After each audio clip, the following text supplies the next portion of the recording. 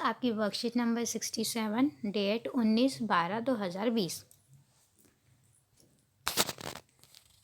आप देखोगे इसमें लोकतंत्र के परिणाम के बारे में दिया गया है।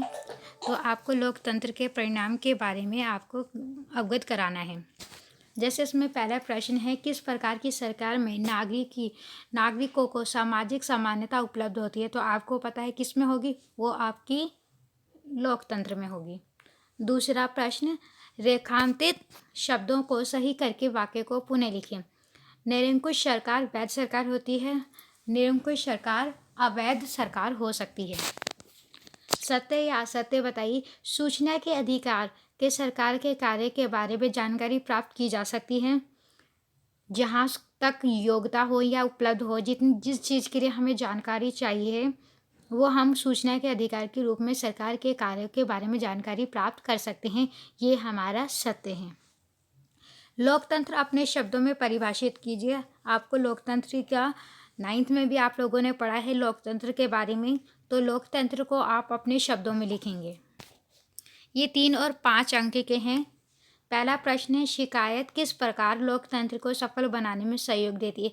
आपको पता है कि आप किस तरह से कोई भी शिकायत हो, FIR होती है पुलिस स्टेशन में जाकर, उसके बाद वहाँ पे आगे कार्रवाई की जाती है। बाद में ये न्यायपालिका में या सुप्रीम कोर्ट, आप देखोगे आपके 3 स्तर पर कोर्ट है या न्यायपालिका है, जिला, राज्य और केंद्र।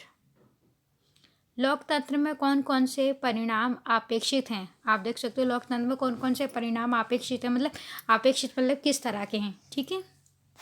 प्रश्न 3, लोकतांत्रिक व्यवस्था को शासन की अन्य व्यवस्था से बेहतर क्यों माना जाता है। इसलिए बेहतर माना जाता है क्योंकि यहाँ पे सभी धर्मों को समानता, नागरिकों को समानता, कानून के समक्ष बराबर माना जाता है। इस व्यवस्था को आप और बेहतर अच्छी तरीके से बताएंगे और व्याख्या करेंगे क्योंकि 3 या 5 प्रश्न का है। जो ये आपका 4 अंकों वाला प्रश्न है, व्यक्ति की गरिमा और आज़ादी के मामले में लोकतांत्रिक व्यवस्था किसी भी अन्य शासन प्रणाली में काफ़ी आगे है। प्रत्येक व्यक्ति अपने साथ के लोगों में सम्मान पाना चाहता है। अक्सर टकराव तभी पैदा होता है जब कुछ लोगों को लगता है कि उसका साथ सम्मान या का व्यवहार नहीं किया गया है। गरिमा और आज़ादी की चाह में लोकतंत्र का आधार है। दुनिया भर की लोकतांत्रिक व्यवस्था इस चीज़ को मानती है, कम से कम सिद्धांत के तौर पर तो ज़रूर। अलग अलग लोकतांत्रिक व्यवस्था ने इन बातों को अलग अलग स्तरों का आचरण होता है। लोकतांत्रिक सरकार सदा नागरिक के अधिकारों का सम्मान नहीं करती। फिर जो समाज लंबे समय तक गुलामी में रहे हैं उनके लिए ये एहसास कराना आसान नहीं है कि सभी व्यक्ति बराबर हैं। टकराव कब उत्पन्न होता है। आपको पता है टकराव तब उत्पन्न होगा जब उन्हें लगे, कुछ लोगों को लगेगा कि उनके साथ सम्मान का व्यवहार नहीं किया जा रहा है।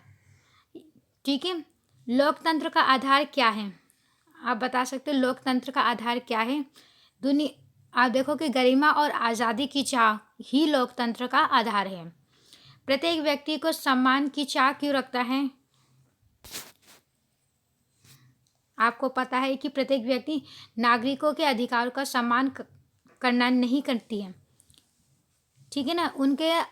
वो सम्मान की चाह क्यों रखेगा, ताकि उसे भी लगे कि किसी भी देश में, किसी भी, आप देखोगे घर में अगर किसी व्यक्ति का सम्मान नहीं किया जाएगा तो उसे लगेगा कि मैं इससे अलग हूँ, वो अलग अलग व्यवहार करेगा।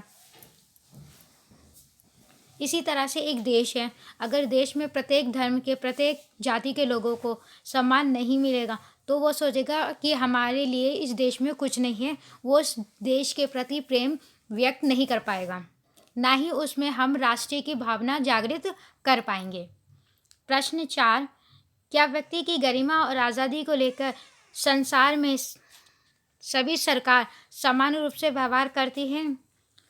हाँ, व्यक्ति की गरिमा और आज़ादी को लेकर संसार के सभी सरकार समान रूप से व्यवहार करती है, क्योंकि अगर व्यवहार एक जैसा नहीं होगा। हाँ, देखो आर्थिक तौर पे हम कह सकते हैं कि आप उदाहरण देख सकते हैं कि आर्थिक तौर पे सबकी प्रति व्यक्ति आय अलग अलग है। किसी के पास 5 लाख है तो किसी के 5,000 है तो किसी के 500 है। तो हम आर्थिक रूप से तो उन्हें समान नहीं कर सकते, लेकिन उनके धर्म, उनकी जाति का हम सम्मान कर सकते हैं। उनकी किसी भी जाति का गरिमा को ठेस ना पहुँचे और उनकी आज़ादी को लेकर कोई उनके ऊपर संकट ना आए। उन्हें ये महसूस ना हो कि उनकी आज़ादी ये देश छीन रहा है। ठीक है? Class is over.